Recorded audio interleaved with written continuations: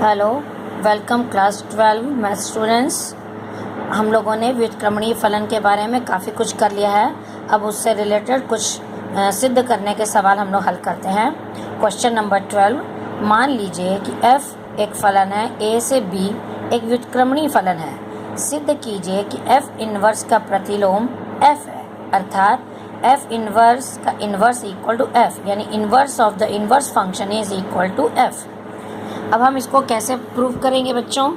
देखिए, इसका सॉल्यूशन ये है कि मान लिया f कोई फलन है a से b की ओर, ये व्युत्क्रमणीय फलन है, ये हमने दिया हुआ है, और f इन्वर्स का inverse is equal to f, ये हमें सिद्ध करना है। तो इसको सिद्ध करने के लिए हम सिद्ध करेंगे कि f inverse operation f is equal to I A, कि मान लिया कि यहाँ पे जैसे आपका a कोई समुच्चय है, b कोई समुच्चय है, x इसका अवयव है, तो इस f फलन के द्वारा a से b में है। यहाँ पे अगर इसका fx, इसका प्रतिबिंब f फलन के द्वारा b में x का fx है, और इसको हम अगर y ले लेते हैं और b से फिर यहाँ पे अगर हम ले लेंगे तो ये f इन्वर्स हो जाएगा b से a की ओर, ये f इन्वर्स हो जाएगा। तो इसको मैं ऐसे न करके हमने यहाँ पे यूँ दिखा दिया कि b से a की ओर, ठीक है। तो ये f इन्वर्स हो गया, f इन्वर्स हो गया, तो ये fx है।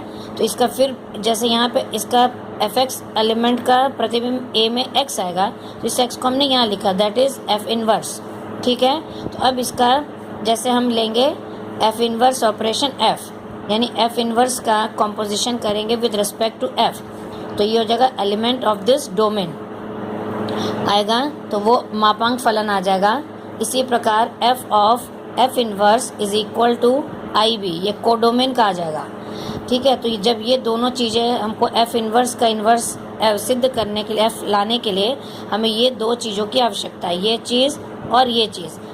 ये दोनों चीज़ें जब मेरी सिद्ध हो जाएंगी तो हम कह देंगे कि inverse of the inverse function is f।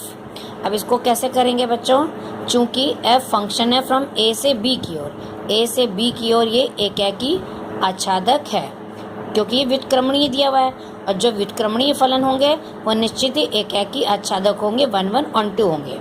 अगर ये f एकाकी है तो obviously f inverse from b to a, b से a की ओर, यहाँ से यहाँ को हमने यहाँ पे अलग से दिखा दिया, b से a की ओर f इन्वर्स है, ये भी एकाकी आच्छादक होगा।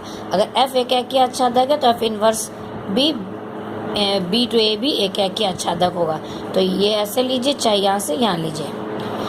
अब इसको क्या किया है, माना x belongs to a, x a का अवयव है, तो इसका प्रतिबिंब fx इक्वल टू y, ठीक है, y मान लिया। तो f को जब हम इधर ले जाएंगे तो f inverse y, x equal to f inverse y। देखिए, जब हम इसका यहाँ प्रतिबिंब लाएंगे तो f inverse y equal to x, इस चीज़ को हमने यहाँ दिखा है, f inverse y equal to x। Clear बच्चों? अब f inverse operation f inverse का संयोजन करेंगे। f इन्वर्स को जैसे g भी कहते हैं, तो g गॉफ ऑफ x, ठीक है, गॉफ इसका x लिया, डोमेन का एलिमेंट, इनपुट लिया, तो जो इनपुट लेंगे वही मेरा आउटपुट आएगा, तो हम कहेंगे ये मापांक फलन है। तो f इन्वर्स फिर fx लिया, अब f इन्वर्स fx की वैल्यू क्या है, y, चूँकि fx इक्वल टू y रखा, f इन्वर्स y, अब f इन्वर्स y मेरा क्या आ रहा है, f inverse y equal to x, ठीक है। ऐसे लिए f इन्वर्स y यानी from b to a, that is will be I x या आई a, यानी एलिमेंट ऑफ द डोमेन, ठीक है। तो इसलिए हम इसको क्या कहेंगे, f इन्वर्स ऑपरेशन f, यानी composition of f inverse with f, that will we are getting input is x, तो आउटपुट इज ऑल्सो x, तो that is the element of this domain. Okay, तो दिस ये मापांक फलन हो गया, ठीक है। f inverse f is equal to I A. उसी प्रकार अब हम फिर से क्या मानेंगे कि let y belongs to b, अब y को b में ले लिया, ठीक है। तो चूँकि f आच्छादक है, जब f ऑनटू मैपिंग है तो एक ऐसे अवयव x बिलोंग्स टू a का अस्तित्व है। जब ये f आच्छादक हो जाएगा तो हम कहेंगे कि x बिलोंग्स टू जो a में मौजूद है उसका एक अस्तित्व है। इस प्रकार है कि fx इक्वल टू y, तो fx equal to y, this implies f को यहाँ लेंगे f inverse y equal to x, या यहाँ पे f inverse y equal to x, ठीक है, उसको यहाँ भी दिखा दिया है। अब इसका हम कॉम्पोजिशन करेंगे f ऑफ f इन्वर्स, यानी f o g, g को हम f इन्वर्स कहते हैं, यानी fog of element of this codomain, y लिया इनपुट, जब इनपुट y लेंगे तो हम देखेंगे मेरा आउटपुट भी y आना चाहिए। अगर आ जाता है तो ये मापांक फलन हो जाएगा। तो देखिए f फॉग यानी f g की जगह f इनवर्स लिखा है, f of f inverse y, f of f inverse y। अब f of f inverse y देखिए, अब इस चीज़ को हमने यहाँ अलग डायग्राम में भी दिखा दिया है। b टू a, b में y लिया, ये इस चीज़ को यहाँ लिखा, फिर a x, y का प्रतिबिंब यहाँ पे x हो जा रहा है f इनवर्स के द्वारा, a से फिर b में f फलन, फिर x से y, तो f ऑपरेशन f इनवर्स।